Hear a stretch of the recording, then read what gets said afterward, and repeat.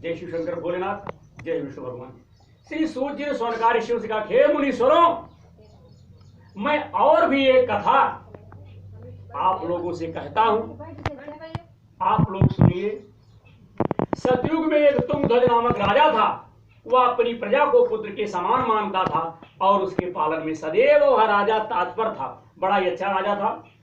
नीत निपुण चाहिए निपति पालक प्रजा महान, देश शत्रु के सामने करे न म्यान कृपान। इस प्रकार का प्रजापालक राजा भी सतदेव के प्रसाद त्याग देने के कारण महान दुख को प्राप्त हुआ। एक बार वह राजा वन में आखेट के लिए गया, शिकार करने के लिए गया, शिकार खेलने के लिए गया और बहुत प्रकार के उस राजा ने बनेले पशुओं का संहार किया। वन में जो पशु रहते हैं उसका संहार किया, उसका शिकार किया, उसको मारा।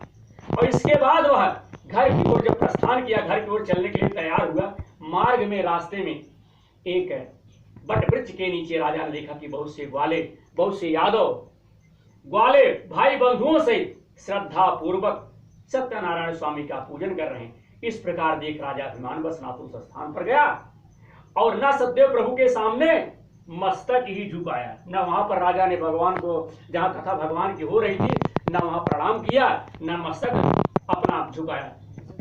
इसके पश्चात गोप लोगों ने पूजन समाप्त करने के पश्चात सत्यनारायण का प्रसाद राजा के समीप लाकर रखा। तब वो अपने स्थान पर आकर इच्छा अनुसार प्रसाद जो है ग्रहण किए और राजा उस प्रसाद को त्याग कर चला गया। जब राजा उस प्रसाद को त्याग करके चला गया तो उस प्रसाद को त्याग देने से राजा को अत्यंत दुख प्राप्त हुआ। उसके 100 पुत्र मृत्यु को प्राप्त हो गए और उनका धन धान्य जो था सब चोर उठा ले गए। तब राजा ने अपने मन में सोचा, अपने मन में विचार किया कि सत्यनारायण प्रभु के प्रसाद त्यागने से ही मेरी दशा हुई है, यह निश्चिंत है।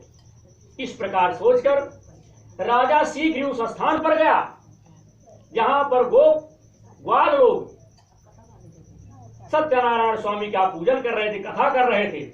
तत्पश्चात इसके बाद राजा ने भक्ति तथा श्रद्धा पूर्वक तथा वित्त सहित गोप लोगों के साथ सत्यदेव का पूजन किया तथा भगवान सत्यनारायण की कृपा से राजा को पुत्र तथा धन धान पुनः प्राप्त हो गया और वह संसार में सुख भोग कर अंत में वैकुंठ लोक को प्राप्त हुई।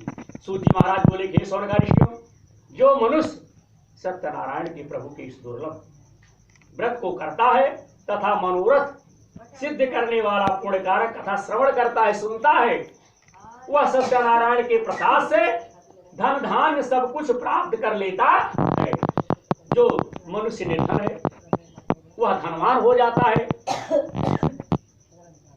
जो बंधन में पड़ा है वह बंधन से मुक्त हो जाता है, छूट जाता है तथा भयमुक्त मनुष्य भय से छूट जाता है। यह सत्य, इसमें संदेह नहीं है। और सत्यनारायण के प्रसाद से मनुष्य इस लोक में वांछित फल भोग कर अंत में वैकुंठ को जाकर स्वर्ग सुख को प्राप्त करता है। हे ब्राह्मणों, इस प्रकार जो सतदेव के व्रत को आप लोगों से कहा है, उसे करने वाले मनुष्य संसार सागर के दुखों से मुक्त हो जाते हैं और कलयुग में विशेष फल देने वाला सत्यनारायण का व्रत ही है, सत्य है।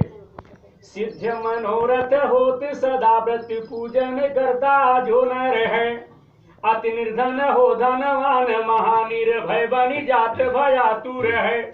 सिद्ध मनोरथ, भगवान सत्यनारायण की कथा सुनने से सारे मनोरथ जो सिद्ध होते हैं। जो लोग व्रत पूजा करते हैं, जो भैया निर्धन हैं, उनको भगवान धन प्राप्त करता है, वो धनवान हो जाते हैं। और जो भयहीन है, जो डरपोक हैं, भगवान उन्हें ताकतवर बना देते हैं, कोई किसी से डरते नहीं है। नारायण युक्त बंधन बंधनहीन बने तरी जाते महासुख सागर है। हरिओम। कभी चंचल सत्य कथा कली में निश्चय दुख संपत्ति का घर है।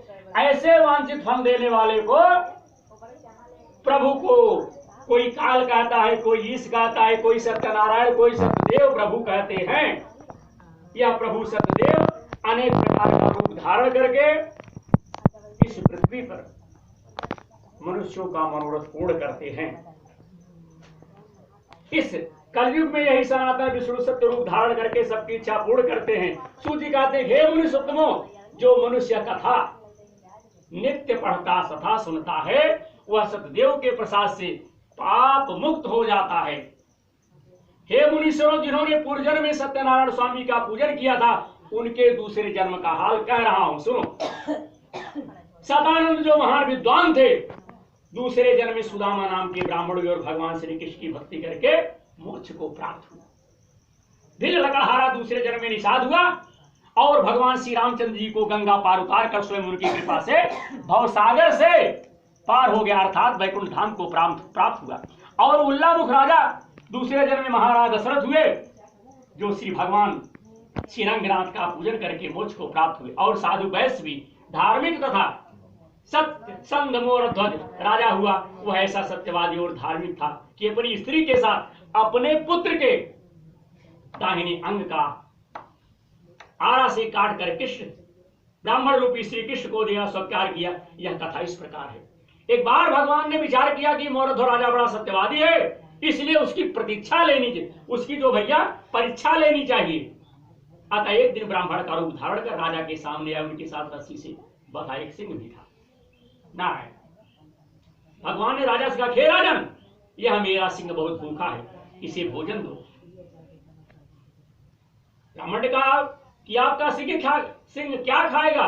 ब्राह्मण ने उत्तर दिया, तुम्हारे इकलौते पुत्र के दाहिने अंग का मांस खाएगा, और शर्त यह है कि तुम और तुम्हारी स्त्री आरा से काटे और आंसू ना बहे। नारायण। राजा ने कहा, हे ब्राह्मण, शर्त के सहित मैं अपने पुत्र का मांस देने के लिए तैयार हूं।